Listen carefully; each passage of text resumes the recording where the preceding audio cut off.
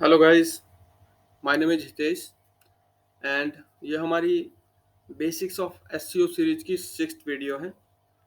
अभी तक हमने एसईओ के जो बेसिक्स पार्ट्स होते हैं बेसिकली ऑन पेज एसईओ के उनके बारे में वीडियोस में पढ़ा है, उनके बारे में जाना है कि कैसे वेबसाइट को ऑप्टिमाइज किया जाता है।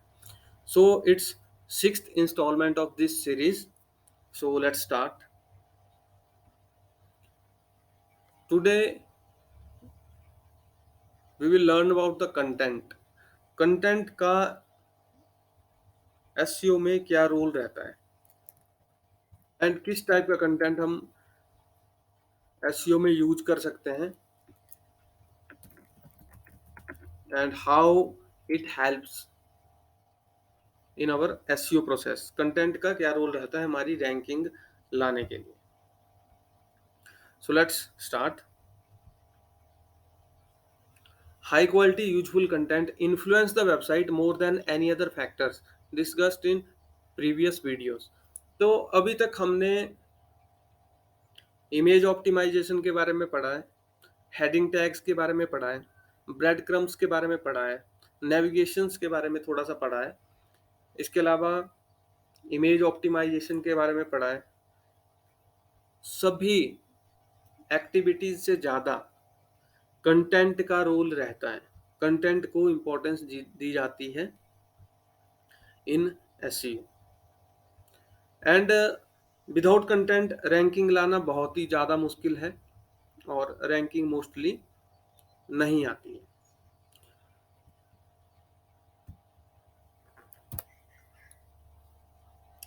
Content is king. एसईओ में ये बात कही जाती है कि कंटेंट इज किंग। इसके पीछे बहुत सारे रीजंस हैं, इसके पीछे बहुत सारे जेन्युइन कारण हैं। First is content has higher value in SEO than any other factors mentioned before. SEO में कंटेंट की वैल्यू बहुत ज़्यादा रहती है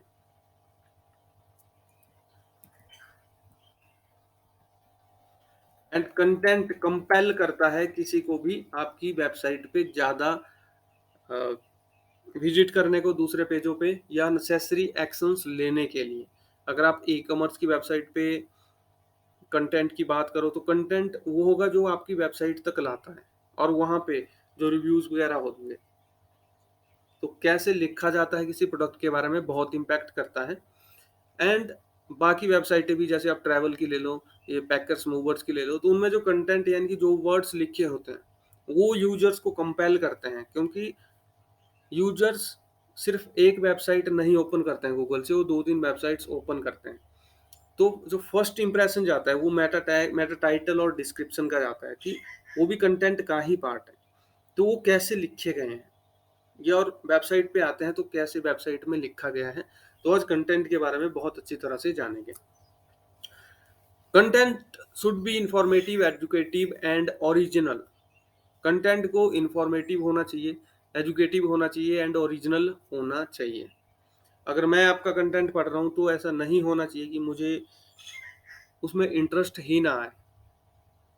वो इंटरेस्टिंग होना चाहिए, आपको नए नए फैक्ट्स उसमें ऐड करने पड़ेंगे, तब जाके वो इंटरेस्टिंग बनेगा।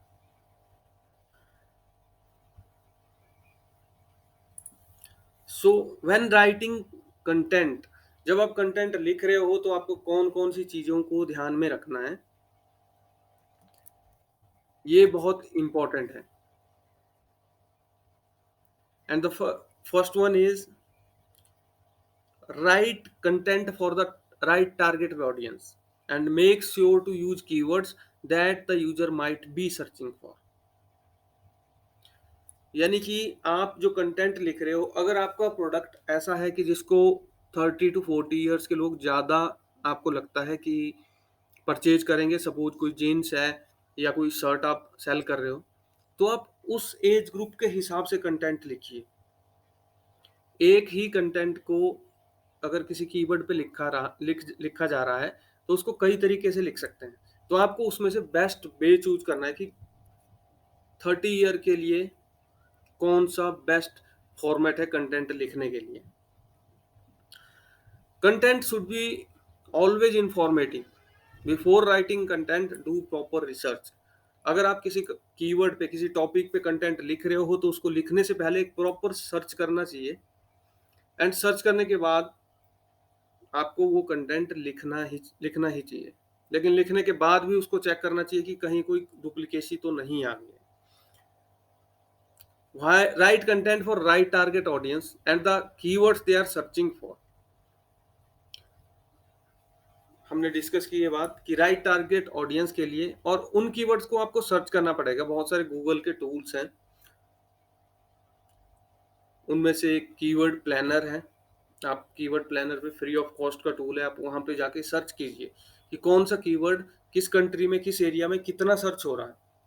ये सारी चीजें आप गूगल कीवर्ड प्लानर से इजीली कर सकते हो। उसके बाद अपने जो कीवर्ड्स हैं आपके, उनको सिलेक्ट कीजिए कि किस कीवर्ड पे कंटेंट लिखना है।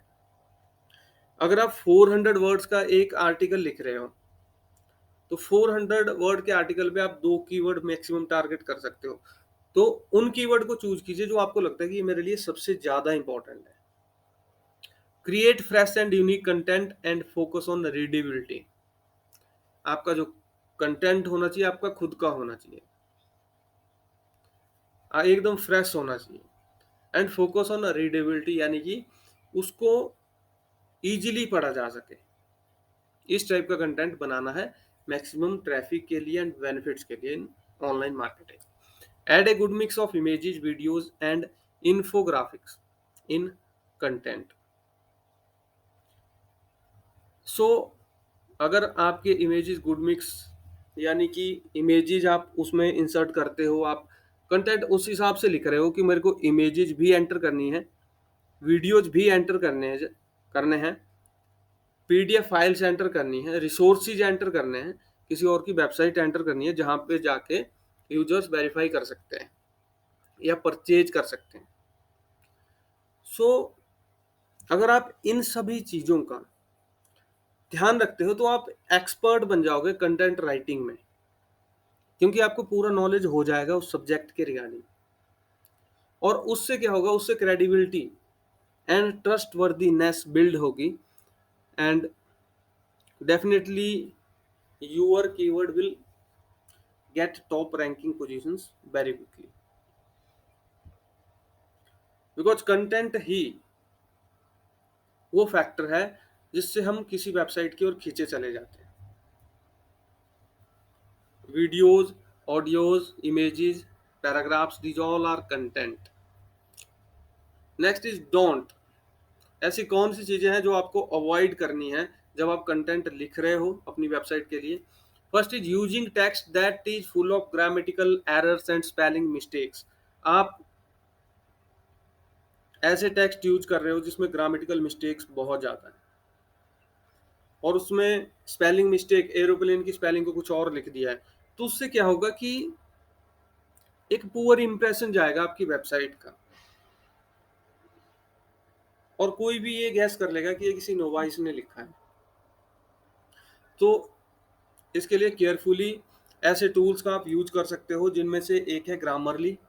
ऐसे टूल्स का यूज कीजिए। अगर कुछ प्रॉब्लम आ रही है then you can write better content. Grammarly में आपकी स्पेलिंग मिस्टेक्स का भी पता चल जाएगा, एंड जो ग्रामेटिकल एरर्स फ्री वर्जन में उनका भी आपको कुछ हद तक पता चल जाएगा। आप वहां पे अगर किसी सेंटेंस में एरर आ रहा है तो आप वहां पे जाके उस सेंटेंस को चेंज ही कर सकते हैं, या कुछ ऐड या रिमूव कर सकते हो, ताकि आपका जो कंटेंट है वो एकदम परफेक्ट हो।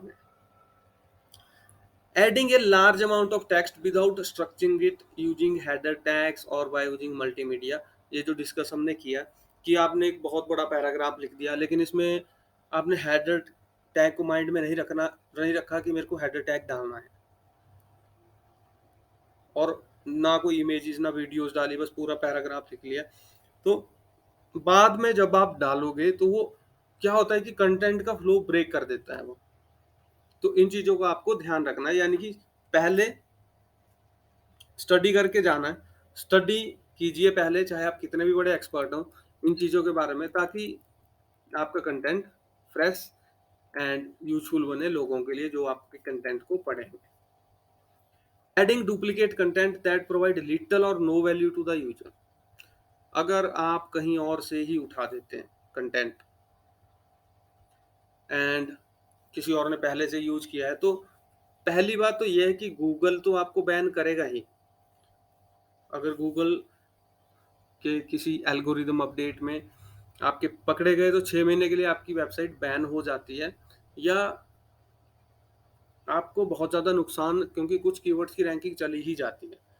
तो बेटर है किसी का कंटेंट मत चुराओ, कभी ना कभी आप पकड़े जाओगे ही सर्च इंजन्स के द्वारा, और मे बी वो तब हो जब आपको उसकी याद भी नहीं हो।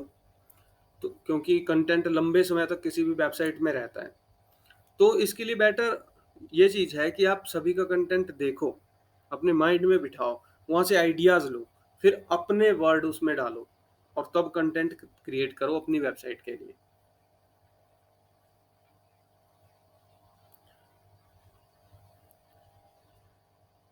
एंड अगर आप डुप्लीकेट कंटेंट भी बनाते हो तो ये गूगल के द्वारा ब्लैक हैट प्रैक्टिस मानी जाएगी, ब्लैक हैट एसईओ माना जाएगा और आपको पेनल्टी लग जाएगी आपकी वेबसाइट को। Adding unnecessary words that have no relevance to the content. आप ऐसे ऐसे वर्ड डाल रहे हो जिनका कंटेंट से कुछ लेना देना है ही नहीं, तो इन चीजों को हमें अवॉइड करना है। एंड कीवर्ड स्टफिंग का मतलब होता है कि कोई पैराग्राफ अगर आप लिख रहे हो उसमें सिर्फ कीवर्ड ही भरे जा रहे हो, नहीं, आपको एक इंटरेस्टिंग कंटेंट बनाना है जिससे जिसको पढ़ने से लोगों को मजा आए। इससे आपकी वेबसाइट भी ग्रो करेगी, रैंकिंग भी इंप्रूव होगी एंड आपको बेनिफिट मिलेगा। Next is site navigation. Site navigation of a website is important in helping visitors find the content at ease. It also helps search engines to understand what your about your important content.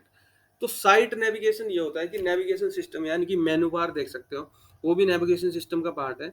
अगर आपको हमने bread crumbs के बारे में पढ़ा तो वो भी साइट नेविगेशन का ही पार्ट है कि आपको जिस पेज पे जाना आप इजीली जा सकते हो। एंड एसईओ में बहुत ज़्यादा इंपॉर्टेंट है।